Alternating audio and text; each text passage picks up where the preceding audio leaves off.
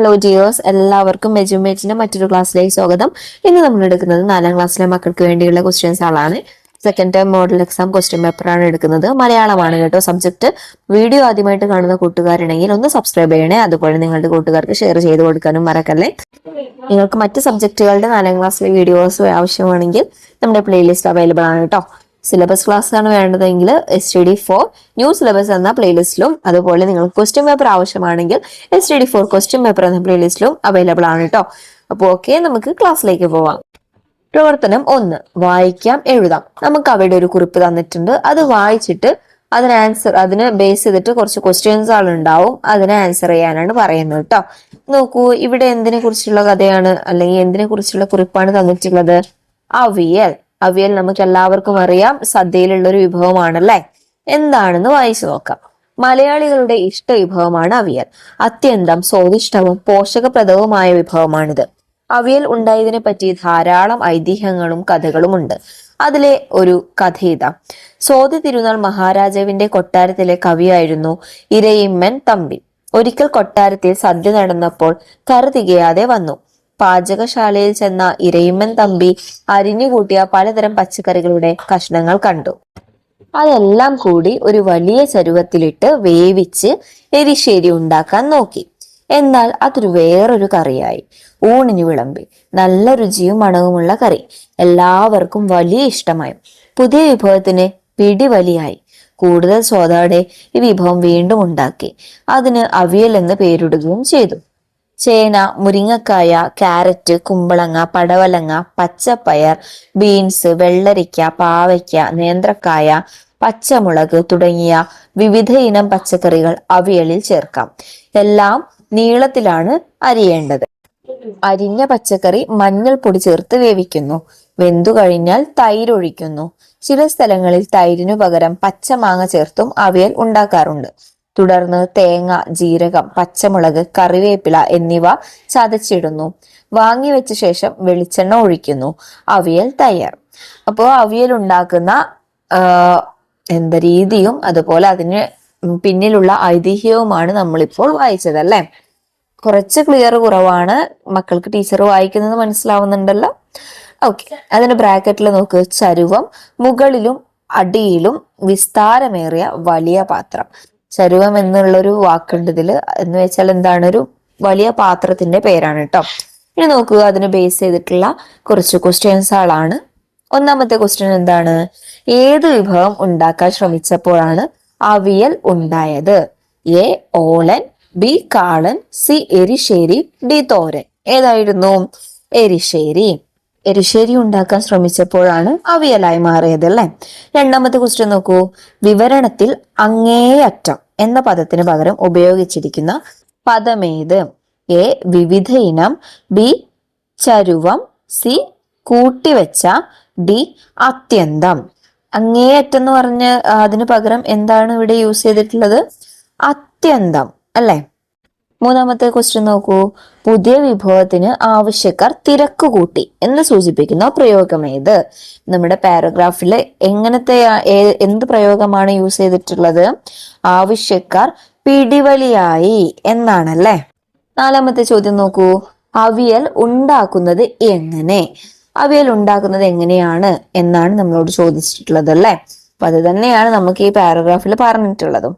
നമുക്കതൊന്ന് ചുരുക്കി എഴുതാം. ചേന, മുരിങ്ങക്കായ, ക്യാരറ്റ്, കുമ്പളങ്ങ, പടവലങ്ങ, പച്ചപ്പയർ, ബീൻസ്, വെള്ളരിക്ക, പാവയ്ക്ക, നേന്ത്രക്കായ, പച്ചമുളക് തുടങ്ങിയ വിവിധ ഇനം പച്ചക്കറികൾ നീളത്തിൽ അരിയുക. അരിഞ്ഞ പച്ചക്കറി മഞ്ഞൾപ്പൊടി ചേർത്ത് വേവിക്കുന്നു. വെന്തു കഴിഞ്ഞാൽ തൈരൊഴിക്കുന്നു. ചില സ്ഥലങ്ങളിൽ തൈരിനു പകരം പച്ചമാങ്ങ ചേർത്തും അവിയൽ ഉണ്ടാക്കാറുണ്ട്. തുടർന്ന് തേങ്ങ, ജീരകം, പച്ചമുളക്, കറിവേപ്പില എന്നിവ ചതച്ചിടുന്നു. വാങ്ങിവെച്ച ശേഷം വെളിച്ചെണ്ണ ഒഴിക്കുന്നു. അവിയൽ തയ്യാർ. ഇങ്ങനെയാണ് അവിയൽ തയ്യാറാക്കുന്ന വിധം. ഓക്കെ, ഇനി അടുത്ത ചോദ്യം നോക്കൂ. ഇനി അഞ്ചാമത്തെ ചോദ്യം നോക്കൂ. അവിയൽ സ്വാദിഷ്ടവും പോഷകപ്രദവുമായ വിഭവമായി കണക്കാക്കാൻ കാരണം? എ പരിപ്പ്, വെണ്ടയ്ക്ക തുടങ്ങിയവ അവിയലിൽ ഉൾപ്പെടുത്താത്തതിനാൽ. ബി പലതരം പച്ചക്കറികൾ, തൈര്, ജീരകം, തേങ്ങ, കറിവേപ്പില തുടങ്ങിയവ ഉൾപ്പെടുത്തുന്നതിനാൽ. സി തൈര് മാത്രം ഉപയോഗിച്ച് ഉണ്ടാക്കിയതിനാൽ. ഡി വിവിധ ഇനം മസാലക്കൂട്ടുകൾ ചേർക്കാത്തതിനാൽ. എന്തുകൊണ്ടാണ്? ഓപ്ഷൻ ബി ആണല്ലേ. എന്തുകൊണ്ടാണ്? പലതരം പച്ചക്കറികൾ, തൈര്, ജീരകം, തേങ്ങ, കറിവേപ്പില തുടങ്ങിയവ ഉൾപ്പെടുത്തുന്നതിനാലാണ് അവിയലിന് ഇത്ര സ്വാദല്ലേ. മാത്രമല്ല പോഷകപ്രദവുമാണ്. ഓക്കെ. പ്രവർത്തനം 2, പോസ്റ്റർ തയ്യാറാക്കാം. നോക്കൂ, അവിടെ നമുക്ക് ഒരുപാട് പത്രവാർത്തകളുടെ തലക്കെട്ടുകൾ തന്നിട്ടുണ്ട് അല്ലെ. എന്തൊക്കെയാണ്? ഭക്ഷ്യവിഷബാധ, കുട്ടികൾ ആശുപത്രിയിൽ. തോട്ടങ്ങളിൽ വ്യാപകമായി എൻഡോസൾഫാൻ പ്രയോഗം. പച്ചക്കറികളിൽ വ്യാപകമായ കീടനാശിനി പ്രയോഗം. 500 കിലോഗ്രാം ഫോർമാലിൻ കലർന്ന മത്സ്യം പിടിച്ചു. മാറാരോഗങ്ങൾ പെരുകുന്നു. ചില പത്രവാർത്തകളുടെ തലക്കെട്ടുകളാണ് മുകളിൽ കൊടുത്തിരിക്കുന്നത്. ആരോഗ്യത്തിന് ഹാനികരമായ ഒട്ടേറെ കാര്യങ്ങൾ നമുക്ക് ചുറ്റും നടക്കുന്നുണ്ട്. സമൂഹത്തെ ബോധവൽക്കരിക്കാൻ സഹായിക്കുന്ന പോസ്റ്റർ തയ്യാറാക്കൂ. എന്താണ് നമ്മളോട് പറഞ്ഞിട്ടുള്ളത്? ജനങ്ങളെ ബോധവൽക്കരിച്ചു കൊണ്ടുള്ള പോസ്റ്റർ തയ്യാറാക്കാനാണല്ലേ. എന്തിനെ കുറിച്ചൊക്കെ? ഭക്ഷ്യവിഷബാധയെ കുറിച്ച്, പച്ചക്കറിയിൽ ഉപയോഗിക്കുന്ന കീടനാശിനികളെ കുറിച്ച്, ഓക്കെ, അതുപോലെ മത്സ്യങ്ങളിൽ ഉപയോഗിക്കുന്ന ഫോർമാലിനെ കുറിച്ച്, അതിനെ കുറിച്ചൊക്കെ ഉള്ള ജനങ്ങളെ ബോധവൽക്കരിക്കാനുള്ള ഒരു പോസ്റ്ററാണ് നമ്മളോട് തയ്യാറാക്കാൻ പറഞ്ഞിട്ടുള്ളത്. നമ്മൾ തയ്യാറാക്കി നോക്കാം കേട്ടോ. നോക്കൂ, ഞാൻ ഇവിടെ നിങ്ങൾക്കൊരു പോസ്റ്റർ തന്നിട്ടുണ്ട്. എന്താണ്? ഇവിടെ ഫാസ്റ്റ് ഫുഡിന് നേരെ തെറ്റിട്ടിട്ടുണ്ട്. അതുപോലെ പഴങ്ങളും പച്ചക്കറികളൊക്കെ നേരെ എന്ത് ചെയ്തിട്ടുണ്ട്? ശരിയിട്ടിട്ടുണ്ട് അല്ലേ. അതിന് താഴെ നമുക്ക് ഒരു മുദ്രാവാക്യം പോലെ എഴുതിയിട്ടുണ്ട്: നല്ല ഭക്ഷണം, നല്ല ആരോഗ്യം, നല്ല നാട്. ഓക്കെ, ചെറിയൊരു പോസ്റ്ററാണ്. ഇനി അടുത്ത പോസ്റ്റർ നോക്കൂ. പ്രവർത്തനം 3, ആത്മകഥ. എന്നെ തൂക്കി വിൽക്കല്ലേ. വളരെ നേരിയ ശബ്ദത്തിലുള്ള തൂമ്പയുടെ കരച്ചിൽ ആരു കേൾക്കാൻ? ഇരുമ്പുപണിക്കാരന്റെ ആലയിൽ നിന്ന് തോളിലേറ്റിയാണ് എന്നെ നാണുവേട്ടൻ കൊണ്ടുപോയത്. എന്തൊരു സ്വീകരണമായിരുന്നു! പാടങ്ങളും പറമ്പുകളും കിളച്ചു പറിച്ച് സുവർണകാലം. പൊന്നുപോലെ പരിപാലിച്ചവർ. കല്ലിൽ തട്ടി വക്ക് മടങ്ങിയപ്പോൾ ഉണ്ടായൊരു വേദന. അങ്ങനെ എത്ര എത്ര സംഭവങ്ങൾ വേദനിപ്പിച്ചതും സന്തോഷിപ്പിച്ചതും തൂമ്പ തന്റെ ജീവിതം ഓർത്തു. തൂമ്പയുടെ ആത്മകഥ എഴുതൂ. നമുക്കൊന്ന് എഴുതി നോക്കാം. എൻ്റെ ജീവിതം വെറും മണ്ണിൽ ഒതുങ്ങി നിൽക്കുന്ന ഒന്നായിരുന്നില്ല. ഓരോ തോട്ടത്തിലും ഞാൻ മണ്ണിനെ തൊട്ടെറിഞ്ഞു, അതിനെ ജീവനുള്ളതാക്കി മാറ്റി. പാടങ്ങളിൽ വെള്ളം നിറഞ്ഞു നിൽക്കുമ്പോൾ ഞാൻ അവിടെ പുതിയ ജീവന്റെ വിത്തുകൾ പാകാൻ സഹായിച്ചു. പറമ്പുകളിൽ കളകൾ പറിച്ചു മാറ്റി, പുതിയ ചെടികൾക്ക് വളരാൻ ഇടം നൽകി. നാണുവേട്ടന്റെ കൈകളിൽ ഞാൻ ഒരു നർത്തകിയെ പോലെ ചലിച്ചു. ഓരോ തവണ മണ്ണിലേക്ക് ആഴ്ന്നിറങ്ങുമ്പോഴും എൻ്റെ മനസ്സിൽ ഒരു സംഗീതം മുഴങ്ങുന്നുണ്ടായിരുന്നു. പക്ഷേ ചിലപ്പോഴൊക്കെ കല്ലുകൾ എൻ്റെ വഴിമുടക്കി, എൻ്റെ വക്കുകൾ മടങ്ങി, ശരീരത്തിൽ മുറിവുകൾ ഉണ്ടായി. അപ്പോഴെല്ലാം നാണുവേട്ടൻ എന്നെ ശ്രദ്ധയോടെ പരിപാലിച്ചു. വീണ്ടും മൂർച്ച കൂട്ടി, പുതിയ ഊർജം നൽകി. വർഷങ്ങൾ കടന്നുപോയി. ഞാൻ പഴയതുപോലെ ശക്തിയല്ലാതായി. എൻ്റെ ശരീരം തേഞ്ഞു തീർന്നു. ഇപ്പോൾ ഞാൻ ഒരു മൂലയിൽ വിശ്രമത്തിലാണ്. എങ്കിലും ഞാൻ ചെയ്ത കർമ്മങ്ങളെ കുറിച്ച് ഓർക്കുമ്പോൾ എൻ്റെ മനസ്സ് നിറയുന്നു. ഞാൻ ജീവിച്ചത് വെറുതെ ആയിരുന്നില്ല. ഞാൻ മണ്ണിനെ അറിഞ്ഞു, മണ്ണിനെ ജീവിക്കാൻ പഠിപ്പിച്ചു. അതാണ് എൻ്റെ ജീവിതത്തിന്റെ ഏറ്റവും വലിയ സന്തോഷം. അപ്പൊ എങ്ങനെയാണൊരു എന്തെഴുതാം? ആത്മകഥ എഴുതാം. ആത്മകഥ എന്ന് പറഞ്ഞാൽ എന്താണ്? നമ്മൾ നമ്മുടെ ജീവിതത്തെ കുറിച്ച് പറയുന്നത്. ഞാൻ, എനിക്ക്, അങ്ങനെയെല്ലാം യൂസ് ചെയ്തിട്ടാണ് നമ്മുടെ ആത്മകഥ എഴുതേണ്ടത് കേട്ടോ. ജീവചരിത്ര കുറിപ്പ് എന്ന് പറഞ്ഞാൽ എന്താണ്? നമ്മൾ മറ്റൊരാളുടെ കുറിച്ച് എഴുതുന്നതാണ് കേട്ടോ. അപ്പൊ ഗാന്ധിജിയെ കുറിച്ച് എഴുതുമ്പോൾ ഗാന്ധിജി ഇന്ന ദിവസം ജനിച്ചു, ഗാന്ധിജി നമ്മുടെ രാഷ്ട്രപിതാവാണ്, അങ്ങനെ അവരെ കുറിച്ച് നമ്മൾ എഴുതുന്നതിനെയാണ് ജീവചരിത്ര കുറിപ്പ് എന്ന് പറയാ കേട്ടോ. ഇത് ആത്മകഥ. ആത്മകഥ എന്ന് പറയുമ്പോൾ ഞാൻ. ഓക്കെ, രണ്ടും തമ്മിലുള്ള വ്യത്യാസം മക്കൾ മനസ്സിലാക്കണം. അഥവാ ആത്മകഥ ചോദിക്കുകയാണെങ്കിൽ ഈ രൂപത്തിൽ എഴുതാട്ടോ. നെക്സ്റ്റ് ക്വസ്റ്റ്യൻ നോക്കൂ. പ്രവർത്തനം 4, വിളംബരം തയ്യാറാക്കാം. GLP സ്കൂൾ കനകമലയുടെ 100ാം വാർഷികം അതിഗംഭീരമായി ആഘോഷിക്കുകയാണ്. അതിനോടനുബന്ധിച്ച് വിദ്യാർത്ഥികൾക്കും പൂർവ്വ വിദ്യാർത്ഥികൾക്കും നാട്ടുകാർക്കുമായി കായികമേള സംഘടിപ്പിക്കുന്നു. 2023 ഡിസംബർ 20 ബുധനാഴ്ച രാവിലെ 9 മണിക്ക് പ്രമുഖ ഇന്ത്യൻ ഹോക്കി താരം ശ്രീ PR ശ്രീജേഷാണ് ഉദ്ഘാടനം നിർവഹിക്കുന്നത്. സ്കൂൾ മൈതാനത്ത് വെച്ച് നടക്കുന്ന കായികമേള ജനങ്ങളെ അറിയിക്കുന്നതിനായി ഒരു വിളംബരം തയ്യാറാക്കൂ. നമ്മൾ വിളംബരം 3ാം ക്ലാസ്സിലൊക്കെ പഠിച്ചിട്ടുണ്ട് അല്ലെ. കാനനോത്സവത്തിലൊക്കെ വിളംബരം പഠിച്ചിട്ടുണ്ട്. അഥവാ ചോദിച്ചാൽ ഒരു വിളംബരം എഴുതി തയ്യാറാക്കാട്ടോ. ടീച്ചർ ഒരു എക്സാമ്പിൾ തന്നിട്ടുണ്ട്, അതുപോലെ മക്കൾ എഴുതണേ. നോട്ടീസ് പോലെ തന്നെയാണ് വിളംബരവും തയ്യാറാക്കൽ കേട്ടോ. നോക്കൂ, GLP സ്കൂൾ കനകമലയുടെ 100ാം വാർഷികം അതിഗംഭീരമായി ആഘോഷിക്കുന്ന വിവരം ഏവരെയും സന്തോഷപൂർവ്വം അറിയിക്കുന്നു. ഇതിനോടനുബന്ധിച്ച് വിദ്യാർത്ഥികൾക്കും പൂർവ്വ വിദ്യാർത്ഥികൾക്കും നാട്ടുകാർക്കുമായി ഒരു കായികമേള സംഘടിപ്പിക്കുന്നു. തീയതി 2023 ഡിസംബർ 20 ബുധനാഴ്ച. സമയം രാവിലെ 9 മണിക്ക്. സ്ഥലം സ്കൂൾ മൈതാനം. ഉദ്ഘാടനം പ്രമുഖ ഇന്ത്യൻ ഹോക്കി താരം ശ്രീ PR ശ്രീജേഷ്. ഏവരും കായികമേളയിൽ പങ്കെടുത്ത് വിജയിപ്പിക്കണമെന്ന് അഭ്യർത്ഥിക്കുന്നു. സ്നേഹപൂർവ്വം സ്കൂൾ അധികൃതർ. ഇങ്ങനെയാണ് ഒരു വിളംബരം തയ്യാറാക്കേണ്ട വിധം. ഓക്കെ, ഇനി അടുത്ത ക്വസ്റ്റ്യൻ നോക്കൂ. പ്രവർത്തനം 5. വരികൾ കൂട്ടിച്ചേർക്കാം. അഴകേറുന്നൊരു കേരള നാടിൻ കാഴ്ചകൾ കാണാൻ എന്തുരസം, കുന്നും പുഴയും മാമണിമേടും പച്ച പുതച്ചൊരു നെൽവയലും. ഇവിടെ എന്താണ്, ഒരു കവിത തന്നിട്ടുണ്ട്, ഒരു 4 വരികൾ തന്നിട്ടുണ്ട്. ബാക്കി നമ്മളോട് ഫില്ല് ചെയ്യാനാണ് പറയുന്നത് കേട്ടോ. എന്തിനെ കുറിച്ചാണ് ഇവിടെ കഥ? കേരള നാടിനെ കുറിച്ചുള്ളതാണ് അല്ലെ.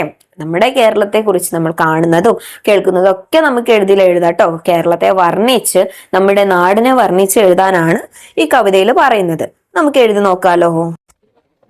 കേരള നാടിൻ സൗന്ദര്യം എന്ന് ഞാനൊരു ഹെഡിങ് കൊടുത്തിട്ടുണ്ട് കേട്ടോ. ഇവിടെ ചോദ്യത്തിലെ ഹെഡിങ് ചോദിക്കുന്നുണ്ട്, തലക്കെട്ട് ചോദിക്കുന്നുണ്ട്. അതുകൊണ്ട് ഞാനിവിടെ കേരള നാടിൻ സൗന്ദര്യം എന്നൊരു തലക്കെട്ട് കൊടുത്തിട്ടുണ്ട് കേട്ടോ. അതിനുശേഷം വരികൾ വായിച്ചു നോക്കാലോ.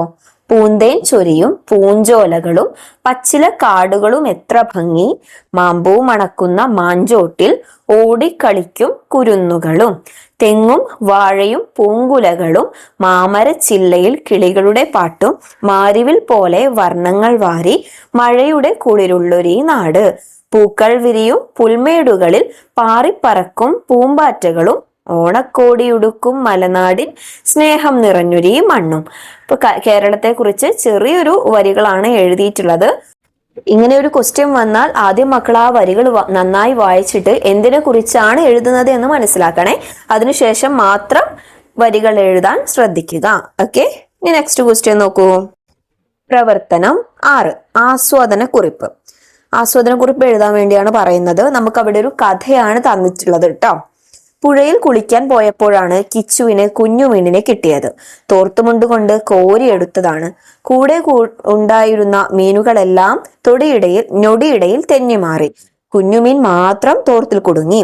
കിച്ചു കുഞ്ഞുമീനിനെ ചില്ലുഭരണിയിലെ വെള്ളത്തിലിട്ടു. തിളങ്ങുന്ന ചെതുമ്പലുകളുള്ള ചന്തമുള്ള മീൻ. അരിമണി തിന്നാൻ കൊടുത്തു. കുഞ്ഞുമീൻ അത് കണ്ടതായി പോലും ഭാവിച്ചില്ല. 2 ദിവസം കഴിഞ്ഞിട്ടും കുഞ്ഞുമീൻ ഒന്നും തിന്നില്ല. എപ്പോഴും ഒരേ നിൽപ്പ്. നീന്താറുമില്ല, മൂങ്ങാം കുഴിയിടാറുമില്ല. നിനക്ക് എന്തു പറ്റി? കിച്ചു ചോദിച്ചു. അതിനൊരു മറുചോദ്യമാണ് കുഞ്ഞുമീൻ ചോദിച്ചത്. നീ ഇന്ന് എന്തെല്ലാം കാഴ്ചകൾ കണ്ടു? കിച്ചു അവൻ കണ്ട കാര്യങ്ങൾ പറയാൻ തുടങ്ങി. അങ്ങാടിയിൽ പോയതും വണ്ടികൾ കണ്ടതും സ്കൂളിൽ കൂട്ടുകാരുമായി കളിച്ചതും മഴവെള്ളത്തിൽ കടലാസു തോണി ഇറക്കിയതുമെല്ലാം അവൻ പറഞ്ഞു. എന്റെ കാര്യമോ? വല്ലതും കാണാൻ പറ്റുന്നുണ്ടോ? എന്റെ കൂട്ടുകാരെല്ലാം പുഴയിൽ എന്തെല്ലാം കാഴ്ചകൾ കാണുന്നുണ്ടാവും. അവർ എന്തെല്ലാം കളികൾ കളിക്കുന്നുണ്ടാവും. കുഞ്ഞുമീൻ സങ്കടപ്പെട്ടു. കിച്ചുവിനും അത് കേട്ട് സങ്കടമായി. അവൻ ചില്ലുഭരണിയും എടുത്ത് പുഴവക്കത്തേക്ക് നടന്നു. കഥ വായിച്ചല്ലോ, കഥയ്ക്കൊരു ആസ്വാദനക്കുറിപ്പ് തയ്യാറാക്കൂ. ഇതാണ് കഥ. നമ്മളോട് എന്താ പറഞ്ഞിട്ടുള്ളത്? കഥയ്ക്കൊരു ആസ്വാദനക്കുറിപ്പ് തയ്യാറാക്കാനാണ് പറഞ്ഞിട്ടുള്ളത് കേട്ടോ. നമുക്ക് എന്തായാലും ഒന്ന് എഴുതി നോക്കാം. ആരെ കുറിച്ചാണ് ഈ കഥയിൽ പറയുന്നത്? കുഞ്ഞുമീനിനെയും കിച്ചുവിനെയും കുറിച്ചല്ലേ. കിച്ചുവിന് ഒരു ദിവസം പുഴയിൽ നിന്ന് മീൻ പിടിച്ചപ്പോൾ കിട്ടിയതാണ് നമ്മുടെ കുഞ്ഞുമീന്. അവൻ എന്താ ചെയ്തേ? കുഞ്ഞുമീനിനെ വീട്ടിൽ കൊണ്ടുപോയി ഒരു ചില്ലുഭരണിയിൽ ഇട്ടു. പക്ഷെ കുഞ്ഞുമീൻ സന്തോഷിച്ചോ? ഇല്ല. കാരണം എന്താണ്? കുഞ്ഞുമീന് പുഴയാണ് അവന്റെ വീട് അല്ലെ. നമുക്ക് ആർക്കും ഇഷ്ടമില്ല നമ്മുടെ വീട് വിട്ടു പോകുന്നത്. ഇഷ്ടമുണ്ടോ? ഇല്ലല്ലേ. നമ്മുടെ വീടും നമ്മുടെ കൂട്ടുകാരും ഒക്കെയാണ് നമ്മുടെ ലോകം. ഇപ്പൊ കുഞ്ഞുമീനെ ഒരു ലോകത്ത് നിന്ന് മറ്റൊരു ലോകത്തേക്ക് പറിച്ചു നടുകയാണ് കിച്ചു ചെയ്തതല്ലേ. അവന്റെ പുഴയിൽ നിന്ന് ഈ ഒരു ചെറിയ ചില്ലുഭരണിയിലാണ് ഇട്ട് വെച്ചിരിക്കുന്നത്. അത് എന്താ, കുഞ്ഞുമീൻ അത് സങ്കടമാണ് ഉണ്ടാക്കിയത്. കുഞ്ഞുമീൻ ഒട്ടും സന്തോഷമല്ല. അപ്പൊ അതെല്ലാം കൂടി ചേർത്ത് നമുക്കതിനൊരു ആസ്വാദനക്കുറിപ്പ് തയ്യാറാക്കണം. ഓക്കെ, ആസ്വാദനക്കുറിപ്പ് തയ്യാറാക്കുമ്പോൾ എന്തൊക്കെ നമ്മൾ ശ്രദ്ധിക്കണം? ആരാണ് എഴുതിയത് ഇവിടെ പറഞ്ഞിട്ടില്ല. അതുകൊണ്ട് നമുക്കത് സ്കിപ്പ് ചെയ്യാം. പറഞ്ഞിട്ടുണ്ടെങ്കിൽ എന്തായാലും മക്കളത് എഴുതണം കേട്ടോ. പിന്നെ എങ്ങനത്തെ ഭാഷാരീതിയാണ് ഇതിലുള്ളത്? ലളിതമാണോ അല്ലെങ്കിൽ സങ്കീർണമാണോ? ചെറിയ ചെറിയ സാധാരണ വാക്കുകളാണോ ഉപയോഗിച്ചിട്ടുള്ളത്? പിന്നെ ഈ കഥയുടെ ആശയം അല്ലെങ്കിൽ കവിതയുടെ ആശയം പിന്നെ നമുക്ക് എന്താ പറയാ മെസ്സേജ് ആണ് തരുന്നത്, എന്ത് സന്ദേശമാണ് തരുന്നത് അത് എഴുതണം. ആരെല്ലാമാണ് കഥാപാത്രങ്ങൾ അതെല്ലാം നമുക്കൊരു ആസ്വാദന കുറിപ്പിൽ എഴുതാം കേട്ടോ. നമുക്ക് എന്തായാലും ഒന്ന് എഴുതി നോക്കാം. ലളിതമായ ആഖ്യാനത്തിലൂടെ പ്രകൃതിയുടെ താളത്തെക്കുറിച്ചും ജീവികളോടുള്ള മനുഷ്യന്റെ ദയാപരമായ സമീപനത്തെക്കുറിച്ചും ശക്തമായി സംസാരിക്കുന്ന ഒരു കഥാസന്ദർഭമാണിത്.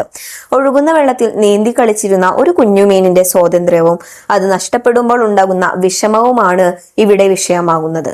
ഒഴുകിയെത്തുന്ന പുഴവെള്ളത്തിൽ കളിച്ചുല്ലസിച്ച് നീന്തി തുടിക്കുന്ന ഒരു കുഞ്ഞുമീനിന്റെ ചിത്രം വായനക്കാരന്റെ മനസ്സിൽ ആദ്യം തെളിയും.